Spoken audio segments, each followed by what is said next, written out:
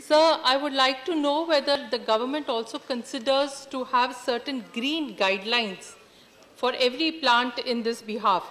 Carbon capture you have already mentioned, but specific use of plastic waste to reduce the coal requirement, using solid waste which is generated as waste at the plants in roads and railway lines, like it's done in many foreign countries, recycling of water and the like, for an environmentally sustainable way of production that can be differentiated, sir, from other coals, so that the government and public sector can use it with a specific mandate till it comes into 100% the supply chain. Thank you, Vandana. Demand chain. Thank you.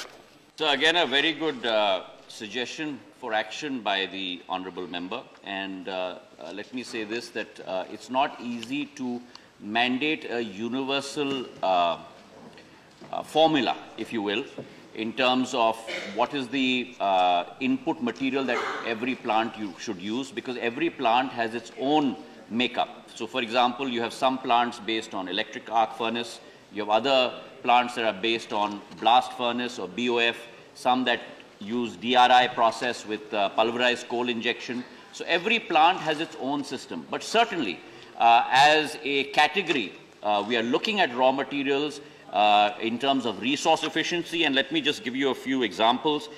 For example, if we look at the area of pellets and we use 100% pellets, you can almost reduce your CO2 emissions by 10 to 15%. That's example number one.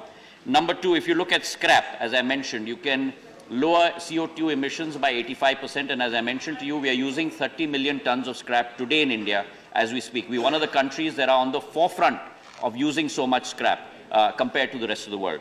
The third area is plastic, but that can be used as a mixture in terms of the process as opposed to the input.